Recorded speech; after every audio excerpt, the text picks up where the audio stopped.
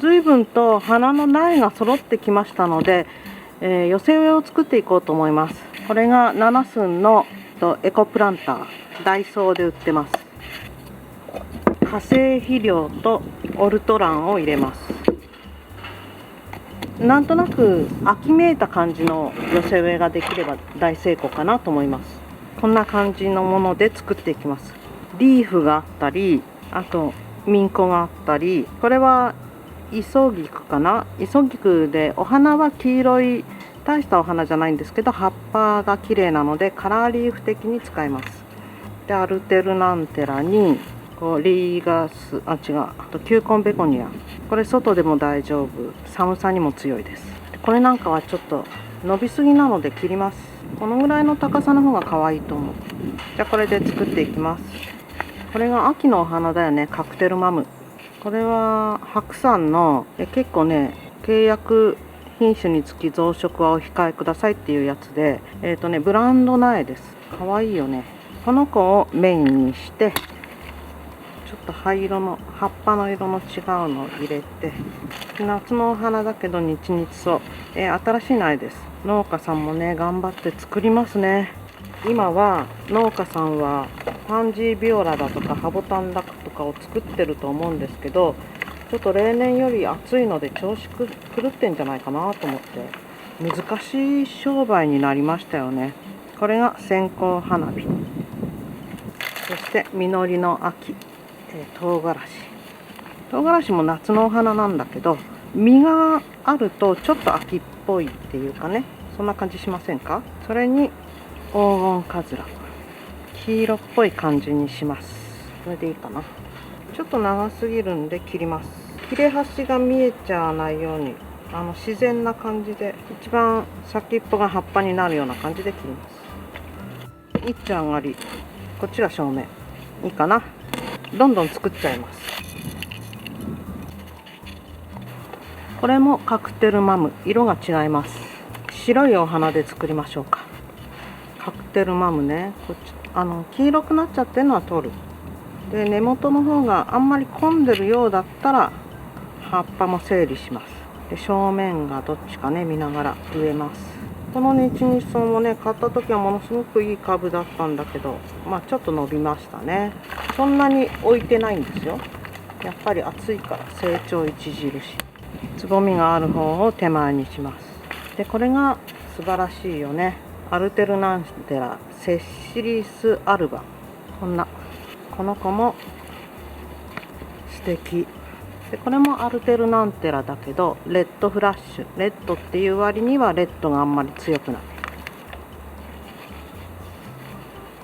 で垂らすのも白にしましょう。初雪かずら。これで少しもっと植えても大丈夫そうだけど緩めに植えます。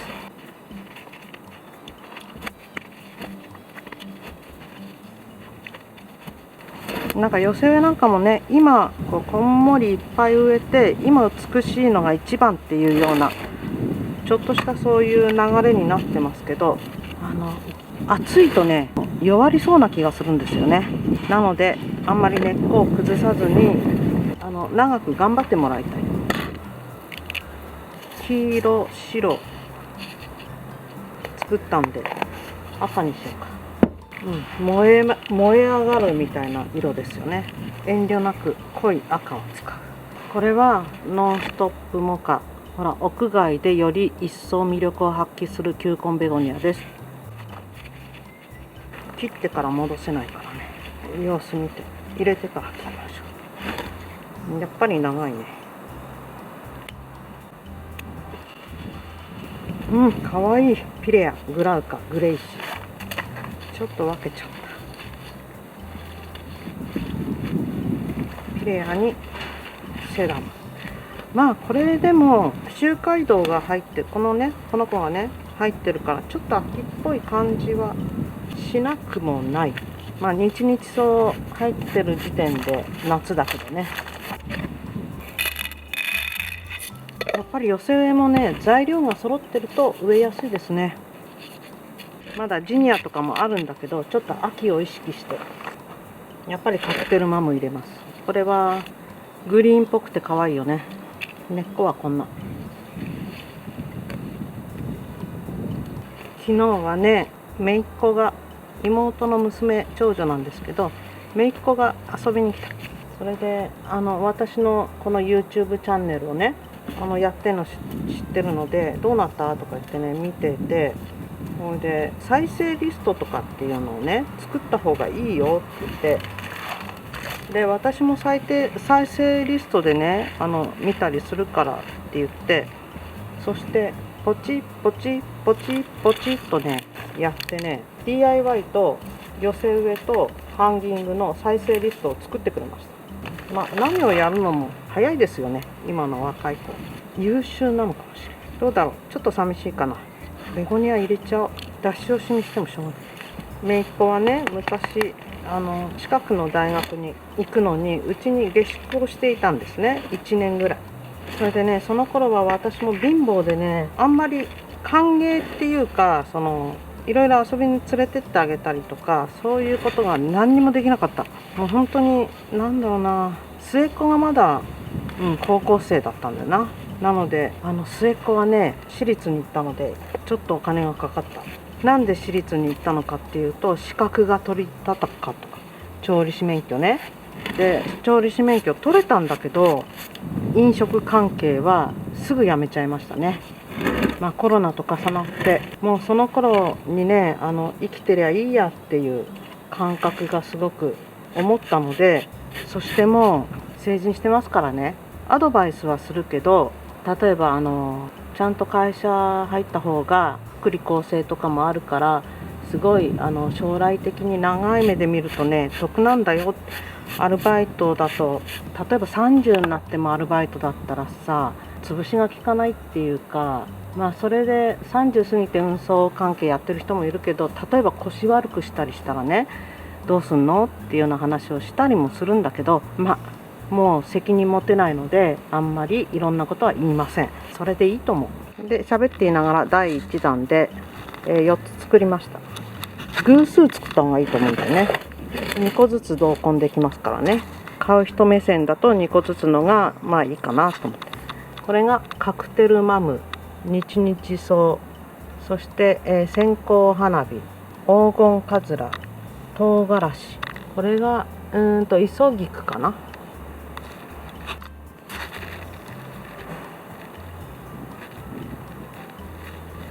ちょっと秋めいた、菊が入ってるからね、秋めいた感じに見えれば大成功です。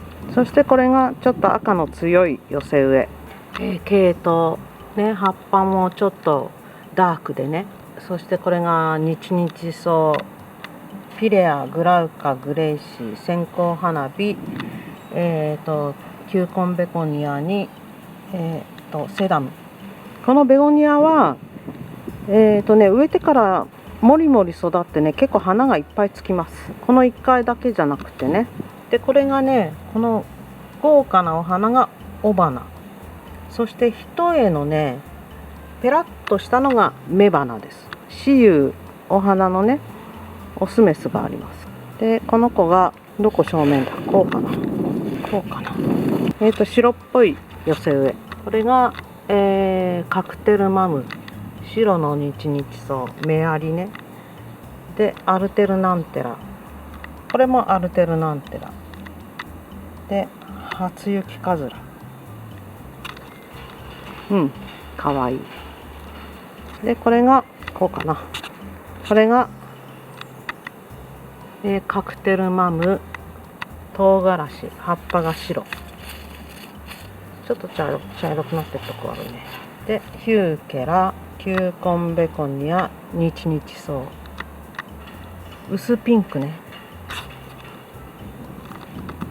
とりあえず4つ作りました。今日は観葉植物とかカラーリーフ類がいっぱいあるので、これでハンギングを作っていこうと思います。涼しくなってきたのでね、ハンギングの水切れにもう神経質にならなくてもいい感じになってきたので、やってみようかなと思います。ポトスなんかもあるので、冬も外っていうわけにはいかないし、あとアジアンタムっていうか玉シダかな、シダ系も入ってるので、水切れとかはちょっと気をつけた方がいいので、放任で大丈夫っていうわけではないんですけれども、カラーリーフを楽しむっていう感じでハンギング作っていきたいと思います。本当にね、いろいろな色があります。赤い葉っぱとかあればもっといいんだけどな。まあね、こういうのはあるんだけど、上に伸びるやつだからちょっと考えて、もし使えればワンチャン使います。バスケットはね、再利用しちゃいます。夏場にいっぱい作ってね、枯れちゃったのがいっぱいある。それでね、見えるかな、こんな感じでいいんだね。こういうね、長いのもあります。こういうのも垂れるし、こういうのも垂れる。ピレア、グラウカ、グレイシー。で、まあ、ポトスとかもね、垂れるっちゃ垂れますよね。で、ペペロミオイデス。バスケット再利用するっていうのは、こういう葉っぱ系のものは、そのバスケットが見えなくなるぐらい植え込むので、まあそういうのでちょっとね、勘弁してって感じです。じゃあね、色を考えながら入れていきます。こんな大きいのはね、このまま1個で使わなくて、分けてみたりする。これが綺麗に分かれるかどうか。結構ね、思いっきりよくパキッと割れば割れるもんです。じゃあね、とりあえず少しずつ進めないと。ここに垂れました。ね、裏が赤で表が青、濃いめのグリーンね。これはポトスのシエスタ。茎がね、ちょっと黄色いんですって。これも割っちゃえ。ちょっと下に長くなっていく感じね。ちょっと対照的な感じで入れましょうかね。寄せ植えとかハンギングとかね、まるっきり対称に作っていくとちょっとね人工的な感じがしちゃうので、少し左右非対称に作った方がナチュラルに見える。でこれは初雪だけど長すぎるとか切っちゃう。あんまり長いとね厄介なんで。この子も元気いいけど、うちの子供たちのね髪の毛みたい。全然寝ない。どこに入れようか。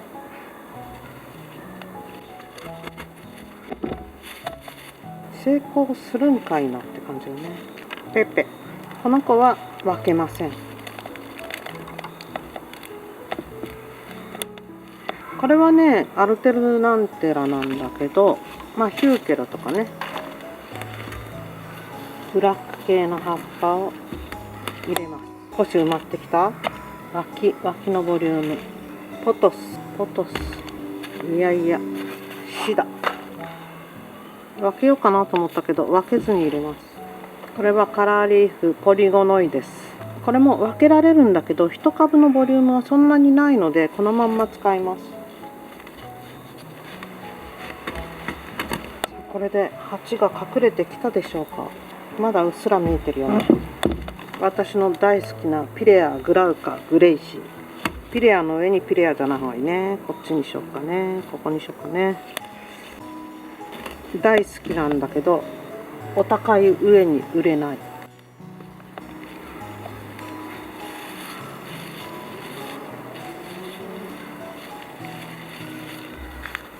私の髪の毛がね硬くて太くて黒くてっていうんでね、市松人形みたいなね髪質だったんですよ。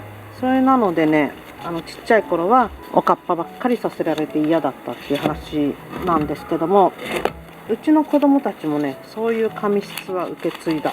それで次男坊なんかは野球をやっていたのでね、まあちっちゃい頃はかっこいい。そのまんまね家で坊主にしてたんですよ。そうするとね坊主がちょっと伸びてきたやつを切るから、所詮なんか1センチぐらい切るんだけどもね、もうこれねどこのスリットに何個入れるとかね考えてない。埋まるように埋めていってるだけです。そうするとね新聞紙引いて髪の毛切るんだけど、切った髪の毛がねちょっと飛んだりして床に落ちてたりするじゃない。でその上を歩くとね足の裏に刺さるの、釘みたいに。そのぐらい太かった。それで次男坊はね頭の形が綺麗でね、それでねお友達、幼稚園の時のお友達のお家が床屋さんだったのね、昔ながらの。それでなんか遊びに行ったついでに切ってもらったことがあるんだけども、そこのおじさんがね、この子の頭の形はいいねって言ってね、それで大人になったらリーゼントとかしたらかっこいいよって言われたんだけど、未だかつてリーゼントはしてないですね。おじいちゃんだったからね、今時リーゼントですかって思ったけどね。ほらかっこよくなってきた。上の方には何入れますかね。このかっこいい白いポトス、これねマーブルクイーンかな、お高いんですよ、ね、こうやって置いていくんだけど、ちょっと銭苔じゃない、水苔ちょっと真っ赤なポトスにならないように、ヒューケラ入れよう。ニュアンスカラーのヒューケラ。うちの次男はね、野球をやってたんだけれども、野球が大好きでね、でもどのチームに入っても監督に嫌われるんですよね。それでどないなもんなんでしょうと思ってね、心療内科でね相談。そしたらね、子供が相談したんじゃないんですよ。私が参ったふりしてね、心療内科の先生に話したいと思って受診してね、まあそんな風な気分になってる時はちょっとこっちも病んでるってことなのかもしれないんだけど、これシンゴニウム。それで聞いたら先生がね、そうね、どこ行ってもね、その監督に嫌われるっていうのは監督のせいじゃなくて、本人がその野球ってことに向かないんじゃないかっていうふうに言われましたね。でもね、それはね100も承知なんですよ。なんか上がモサモサしてきちゃった。下がせっかく綺麗なのによろしくないね。このシンゴニウムがよろしくない。ちょっと違う感じのものを入れないと。さあどうする。発達障害の子っていうのはちょっとね人に迷惑かけるんですね、人生的に。もうどこ行っても、学校行ったりとかその集団に入ると迷惑をかける。だからね、人に迷惑をかけないようにっていうだけで育てていくとね、本当になんか自己肯定感がなくなってしまってね、好きなこともやっちゃいけないのかよってなっちゃうでしょ。野球が好きだから野球をやりたいって言ったら、あなたは発達障害だから野球は向かないから個人競技みたいなね、陸上とかそのリレーとかダメですよ。なんか一人でやるやつ、そういうのにしなさいって強制するわけにもいかないじゃないですか、ね。それなので野球やってたんだけども、まあ不遇でしたね。親も子供も辛い。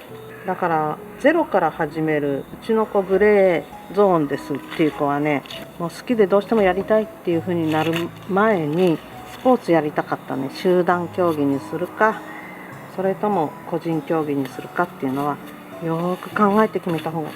そしてね、ダメだなと思ったらやめてもいい。そんなこと言ってるうちにね、できました。見てくださいね。今引っ掛けますから。どりゃちょっとお掃除してな。どう？そこそこ秋っぽくていい感じなんだけど、まん丸じゃなくてこう雫型のね、下に伸びていく。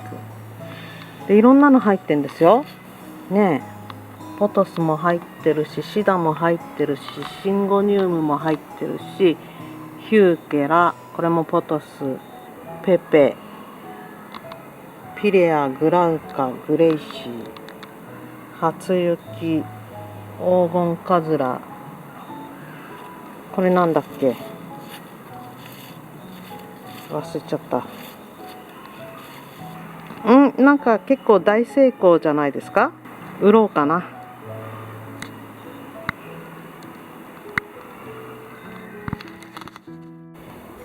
観葉の寄せ植えがすごく、寄せ植えじゃない、観葉のハンギングがなんか思ったよりもいい感じにできたので、調子に乗ってね、お花のハンギングも作ってみたいと思います。でカラーリーフを入れて、で秋色のものを使って秋の雰囲気がね出るように楽しみですね。こうやって作れるようになるとね、もうほんとやっててよかったって感じ。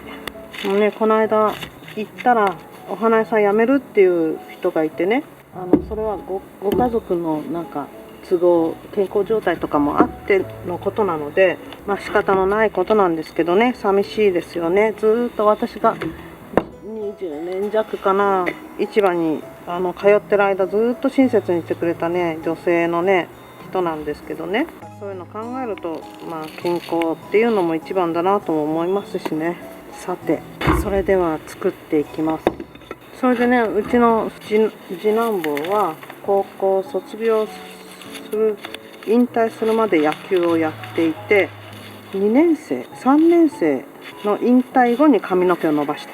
でね、もう聞くも涙、語るも涙っていう感じでね、本当に不遇だったんですね。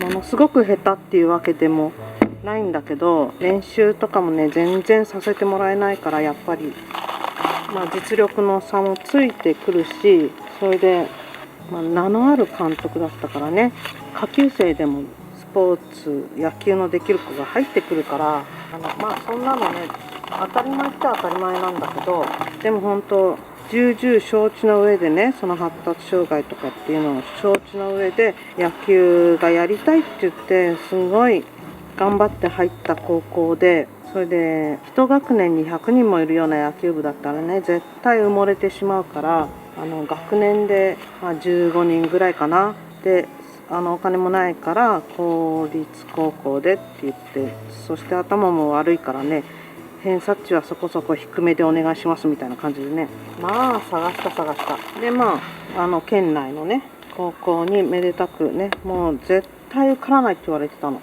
そこしか行きたい場所がないからって言ってね、単眼とかもないんですよ、私立じゃないから。それなのに滑り止めっていうか、他の高校は受けなかった、一つも。だからね、落ちたらどうすんのって言われたら、どうしようか、受かるよとかってね、長男は言ってたんだけど、まあそういうのを真に受けてね、まあ受かんじゃねえのなんて言いながら、その代わりすごい根回しみたいなことはしましたよ。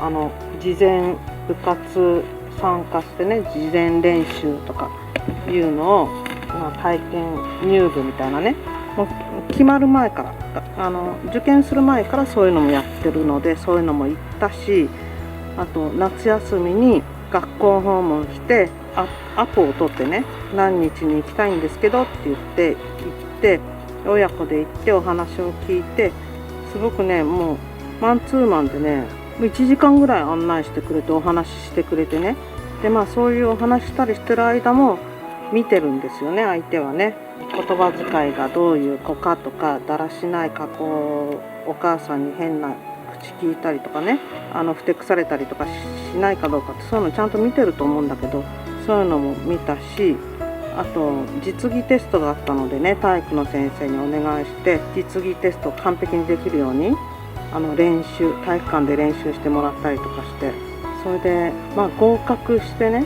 でその頃スマホに結果が来るとかそういうのないから、見に行くんだけども、見に行って受かった子はすぐ学校に行って報告する。で落ちてる人は午後からね行って、その後どうしましょうか、じゃあ滑り止めで受かってた方の私立の方を進めましょうねとかね、そういう話をするんだけども、うちの息子はね、落ちたら公立の二次募集ね、偏差値低い方のところにね、校長推薦でね面倒見てやるからとか言われてね、あの子はいい子だからとか言われてねみんなね絶対落ちると思ってたの、先生も。それでうちの子が受かってね、学校午前中に行ったらね、もう全員喜んだ。もう本当に先生方がみんな泣いて喜んだ。よかったねって言って、そんな思いをして入った高校でもね、少年野球やってて中学校野球部やる子もいるだろうけど、だんだんそういうね学年上がっていっても、ね、野球やる子っていうのは減っていくんですよ。でね、その少年野球のチームの監督だとかその代表だとかがね、高校まで野球やる子はいないからとか言ってね、大器晩成じゃないけど、今芽が出なくたって続けていくことに意味があるだとかね、いろんなこと言うんですよ。だけどね、私は本音でね、いや向かないからやめた方がいいよとかね言ってほしかった。真に受けてね頑張ろうなんて言ってね、もうすごいしないでいい苦労、もう生きるか死ぬかみたいなね苦労をしましたから、ほんとね命あっての物種ですよね。死なずによかったっていう、もう本当にいじめられたから、もう何年前の話なんだろう。今もう25、6いくつだろう、6なのかな、6、7、8年前ぐらい。もうさ8年前ぐらいのことでもさ裁判とかできんのかなって思うぐらい本当に悲しかったしね。私もこんなに頑張ってんのに、もう本当ね、発達障害の子がちょっと頑張るっつったってよその子と比べりゃ全然だよっていう風に思うかもしれないけど、まあ他の子も誰も真似できないほどの頑張りだった。全然練習やらせてもらえないからね、始発で行って自主練して、それで監督とかが来ちゃうとね、もうユニフォームも着させてくれない。もうジャージでお前は仕事してろみたいな。もうね、なんて言うんだろうな、一日中学校にいるから荒探しをすればね、なんかここが悪いとかって必ず言えるんですよ。岩履きで歩かなくちゃいけないところを土足で歩いてたとかね、ちょっと飛び越える感じでね、そういうことをするじゃないですか、当たり前に。体力ある男の子なんだから。でそういうのをなんか親の常識がないとかね、親のことまで言うのね。それで本当に弱い者いじめみたいなとこありますよね。両親揃ってお父さんが立派な職業だったりするとね、言わないんですから。それでうちの子がね、朝一番に練習に行ってるって言って、1.5 軍ぐらいの子かな、1軍、超1軍じゃない、スーパーエースじゃないような子がね、朝一番に来るぐらいのことはね、誰だってできるよって言われたんですって。だからね、意地悪なんだよね、みんなね。その物言いとか聞いてると、みんな優しくされてるわけじゃないから、みんなそれぞれねいっぱいいっぱいなの。蹴落とそうとかじゃないんだけども、自分がターゲットにならないように、いや監督そんなのかわいそうじゃないですかとかっていうのは絶対言わない。もう見て見ぬふりでね、言うんですよ。この監督こう言うなと思うようなこと。腐ったみかんの隣のみかんは腐るとかね、これから監督腐って思ったみかんっていうからね、いやいや俺たち人間だからみかんじゃありませんとかね言いたくなっちゃうよね。もうね、そういうことを言う人。それでね、誰でも早起きしてくるぐらいのことなんだからできるとか言って、でも実際は一日中練習してもう本当にくたびれちゃって、それで朝始発で一番で来るなんていうのはね、結構大変なことなんですよ。でうちの次男坊もね、気が弱いわけではないから、いやだったらやってみりゃいいじゃんって言ってね、自分もやってからそういうこと言えよってね言ったら、その子はねもうほんと3日でギブアップとかでしたからね。普段の練習とかが非常にきついから、ほんとね朝早く行くなんて余計に大変になっちゃう。それをもうほぼほぼね遅刻なんかしないし、365日、土曜も日曜も月曜も火曜も水曜も木曜も、今そんなのないよね。それこそ盆も正月も監督とかもあんまり休まないね。頭おかしいんじゃないかと思っちゃうね。盆や正月っていうものがね日本にはあるって、そういうのは文化じゃないですか。そういう時には休みましょうってね。休むだけじゃなくて墓参りしたりとかさ、いろいろやることあるんだからさ、できたんだけど、ここにちょっと初雪を垂らしたいんだよな。もう私はね、あの時のことを喋り始めると、どうしてこんなに悪口が出てくるんだろうっていうぐらいね、もう止まらない。でね、監督の悪口を言いたくて言い始めた話じゃないんだよね。でね、現役中はすごく一生懸命やってたんだけど、最後の試合すらね出させてもらえないし、ベンチにも入れてもらえなかった、1人だけ。それでなんかね、次男もさすがになんか終わったなと思って、いい子でいることをやめたんですよね、引退したら。で髪の毛もそこそこ、それはね全員伸ばすんですよ。それでなんか授業中とか学校生活でなんかね、こうだから言うこと聞かなかったりとかね、ちょっと引退してからふてくされた。もうどうでもいいや、もうやめてもいいやっていう感じで、学校もね。で、私はもうここまで来たらもうやめないでほしかった。こんだけ頑張って乗り越えたんだからね。やめないでほしいっていうのを今から考えればね、今の子にはね、やめたいって言ったらね、やめないでくれなんて親は言わないよね。分かった、一緒に考えよう、やめたく辛ければやめればいいんだよっていう世の中だけど、もうほんとね、なんか高卒の資格を取ってほしかったの。1年でね、もう学校入って制服も作ったのに、もう1ヶ月も経たないうちに辞める子とかもいてね、お友達には。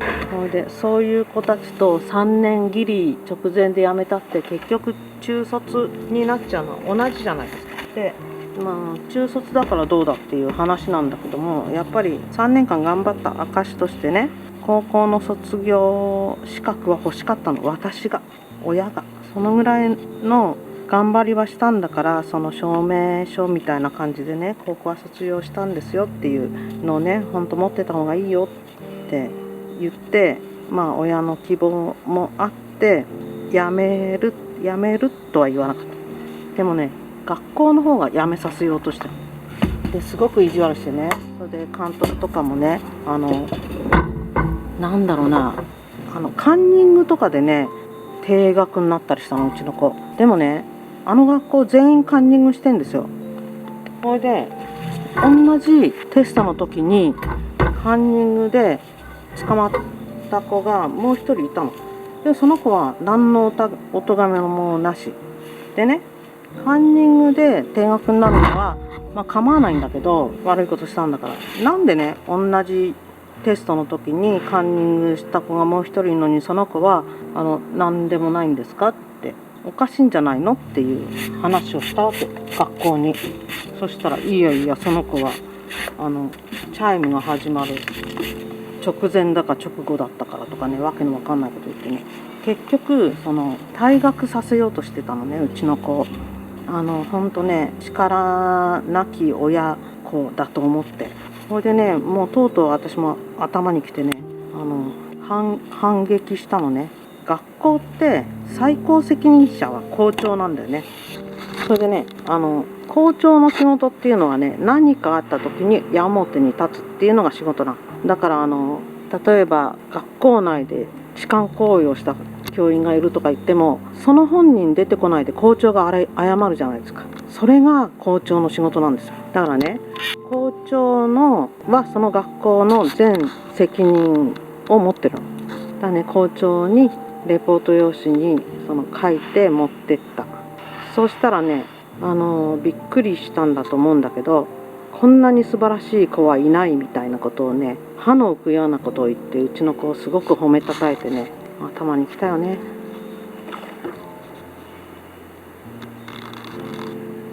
ね、そんなおしゃべりが長くてできました。どうかなこれ。もうちょっと下にタラッと垂れた方が良かったな。中途半端な丸になってしまいました。でも明日になったらもうちょっとシャキンとするかもしれない。写真撮るのは明日にします。ね、皆さん頭に来たら校長に言いなさい。ちゃんとしっかりと文章を作ってね。口で言ってもダメだから。ね、可愛いでしょ。今日も、ハンギングバスケットを作っていきたいと思います。で、アイビーを垂らしながらキャスケード型、雫型っていうかね、垂れ下がる感じのまん丸じゃなくて下に下がる、そういうのを作っていこうと思います。なんでキャスケード型にしようかっていうと、この長いアイビーを買ってきたから、これを下に垂らして、で雫型のものにします。もう苔も生えちゃってね、結構このポットで長く育ってたんでしょうね。でもこういうのもね、枯らさないで根元スカスカにしないでこう育ててるんだから大したもんですよね。で向きがあっちゃこっちゃ上向いたり下向いたりしてるので、下向きでいこうと思います。でね、ここに生えてる苔は土止めになるから、もしかしたら取らなくてもいいかもしれない。私は取っちゃったけど。でこれでこう下に垂れます。脇にも垂らします。これは一方向だね。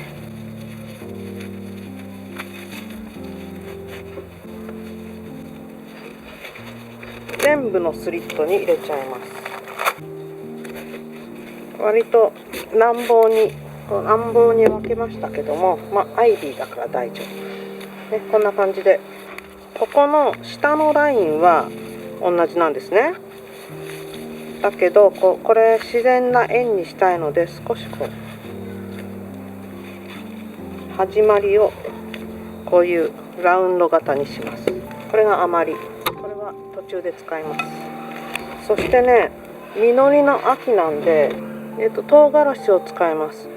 こういうね、ちょっと熟れちゃったようなやつはカット。みすぼらしくなっちゃうからね。青い方が若いんでしょうね。こういう花が咲き終わって緑から紫になって、でオレンジで熟してる感じ。これ唐辛子ですけど食用じゃないです。ただ間違って口に入れると辛いです。幼稚園のね、花壇に植えて子供が食べちゃって辛くて泣いてたって、そういう話を聞いたんで、幼稚園の植え込みには唐辛子は使わない。園芸用の植物だからね、実も可愛いしと思って使ったんだけど、そこまで思い至らなかった。毒ではありませんけどね。はっきりした色のペンタスを入れる。これはアルテルナンテラ、ちょっとお高かった。実だし、これは実じゃないんだけどポンポンとしてて可愛い。そしてこれもアルテルナンテラのセシリスアルバ、白いね、なんかハンカチの木みたいな白さ。これも結構お高かった。色気を見ながらね。で下地が見えない。でこの千日紅を入れたいんだけど、あまりにも長いので切ります。ちらほらぐらいでちょうどいいんだよな。これ長すぎたら最後にもう一回切ります。お化粧直しね。ちょっと明らかに長いけど、こうやって見るとあんまり良さげな苗がないと思ったんだけど、ちょっと邪魔くさいな。これがノンストップモカ、この子が入ってちょっと華やかになるかな。女王ですからね、この子はね、女王様。さあ続いて難しい。例えばね、ストックなんか入れていいもんだろうか。これは心配。赤っぽいリーフを入れます。ここにアイビー、わさわさ。これで、側面は OK にしましょう。これは上も難しそうですね。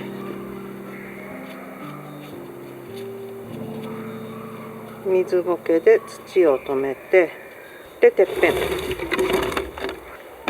君は大丈夫かね。この間ぐるりと巻いて、ちょっと元気にこの新しい土がくっついてるっていうことは根っこが出てきてるってことですね。これ使ってみよう。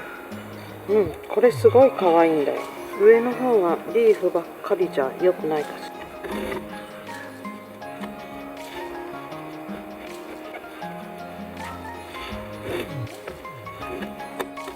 線香花火を2つ入れちゃう。ありえないぐらいビョンビョン出てるけどカットしますから。水苔で蓋をして、これでかけてみます。出来上がり。ここが隙間が空いてる。かけてみるとこの隙間っていうのが見えてくるから、手直しね。こんな感じです。でね、これをこれから手直しします。あんまり画角が良くないけど、でこれはモサモサでひどいから散髪したりして整えていく。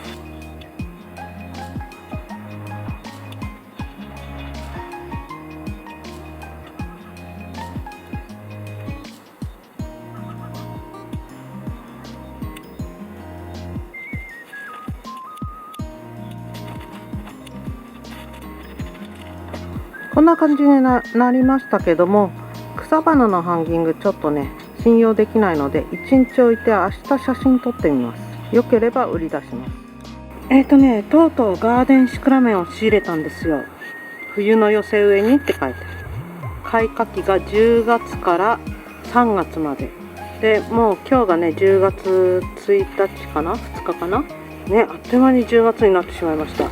それなのでガーデンシクラメンを入れた寄せ植えを作っていきたいと思います。もうね1年前だから忘れちゃったよね。ガーデンシクラメン出てきた1年ぶりで、ガーデンは仕入れたけどパンジービオラはまだです。ビオラが1個出てましたけど、まだちょっと弱そうでね、しょぼいビオラでした。これはねちょっとお高いガーデン 3.5 のポットに入ってるのね。で15入りだから立派な株で、根張りもいいし、ガーデンだけで寄せ植えしてみようか。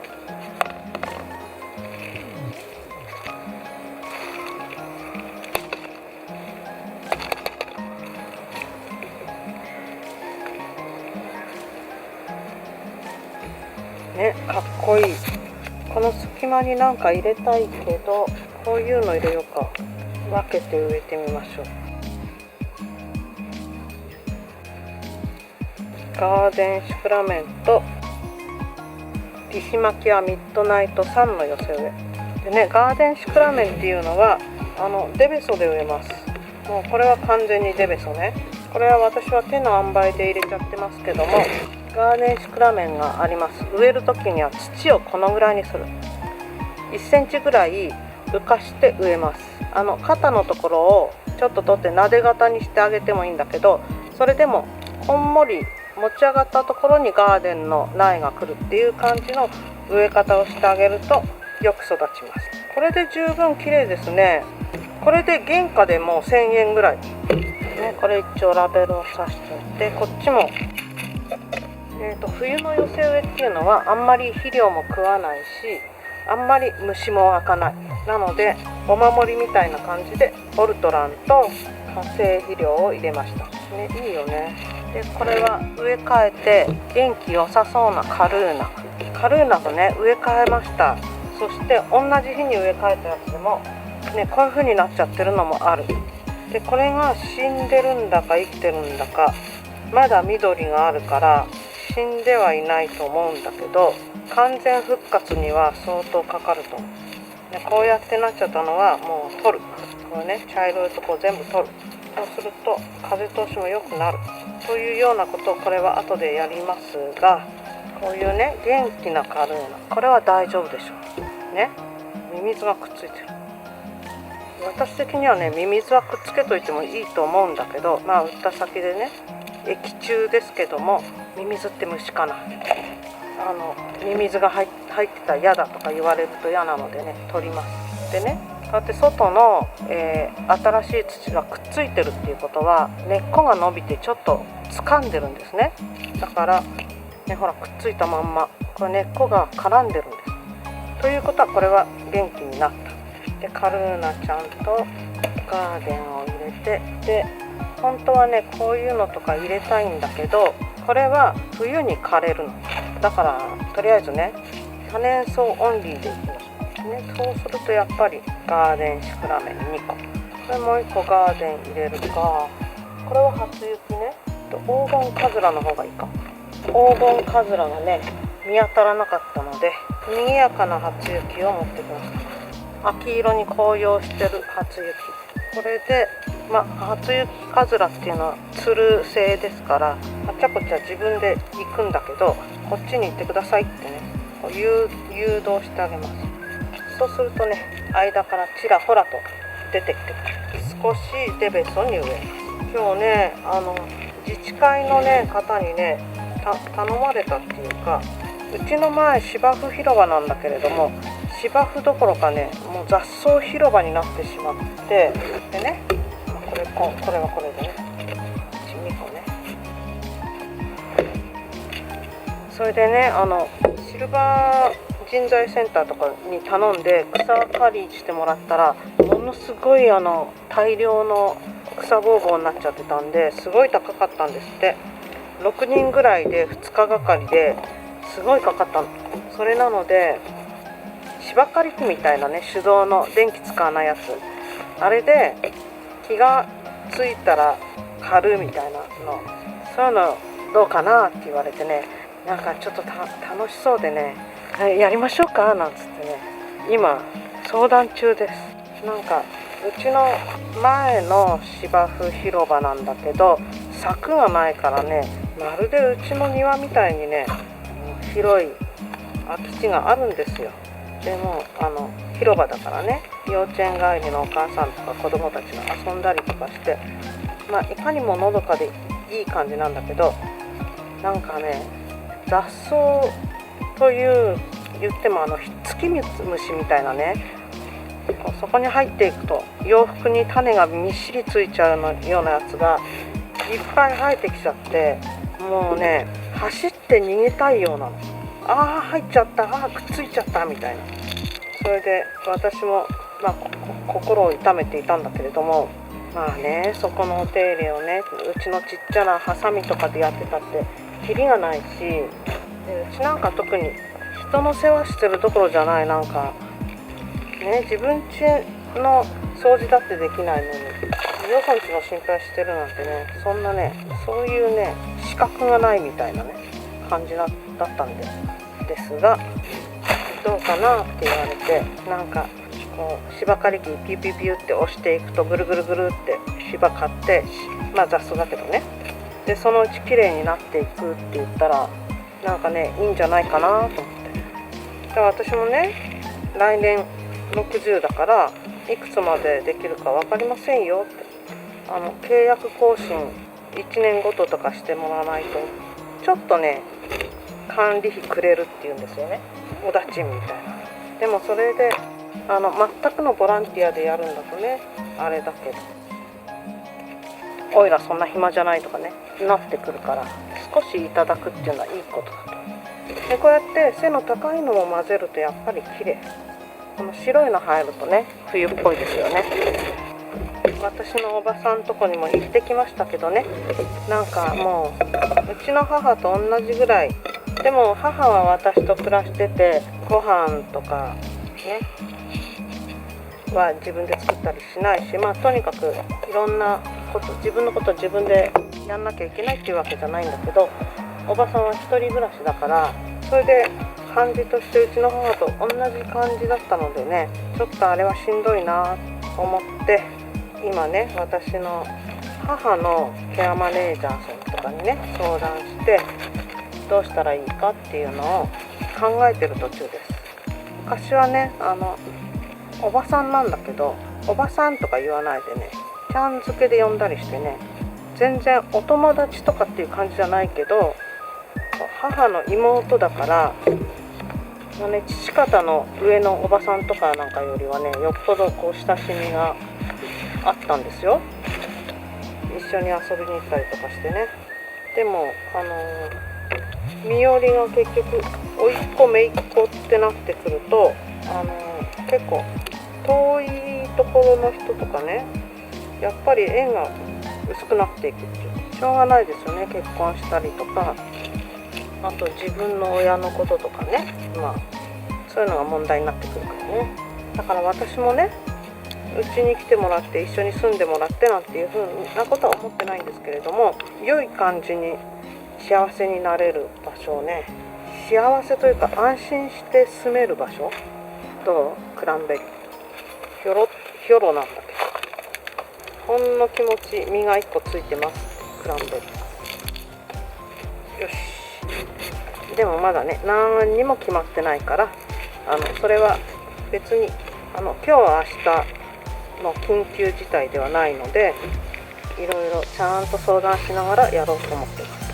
私もね、子供が小学生とかだったらね、とてもじゃないけど、いや無理って感じだったと思うんだけど、ちょうどね手が離れてみんな、それにしたっていろんな事件が起こったりしてね、心配事はありますけれども、でもね、3度の食事の心配とかっていうのはもうないですから、時間をかけてゆっくりね、落ち着くところに落ち着くようにしていきたいなと思います。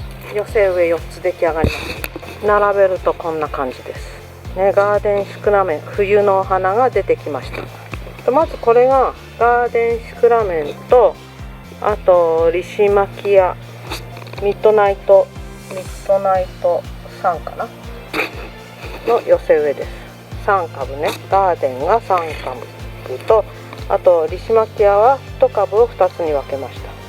背が低いラウンド型の寄せ植えです。これね、どっちを前にしても自分の好きな色を前にしてね置けばいいと思います。でこれが、寄せ植えですね。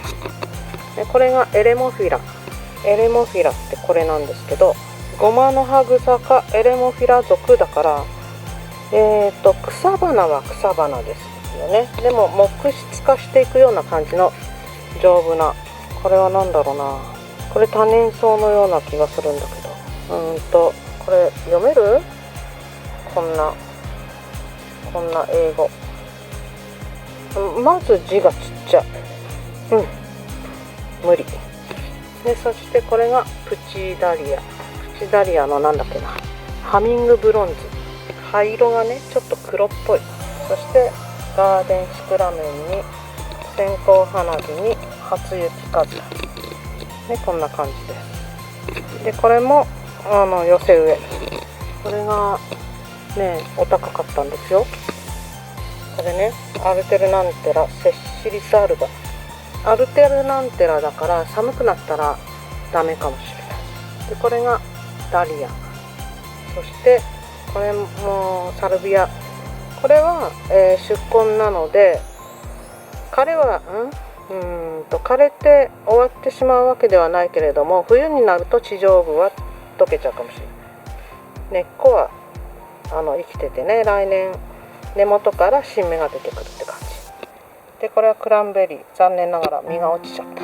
そしてガーデンシクラメン、この白いのをね、こっちとこっちに白いお花、白ピンクね、これ入れて、この白が効くといいなと思って作りました。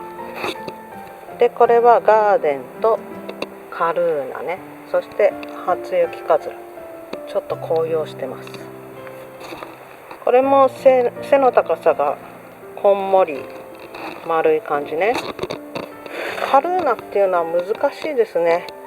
もうちょっと小さい株ならこう2つぐらい入れてもいいんだけど、結構ボリューミーなカルーナなので、コニファーみたく真ん中にドーンと入れちゃいました。こんな感じです。ガーデンシクラメンの寄せ植え。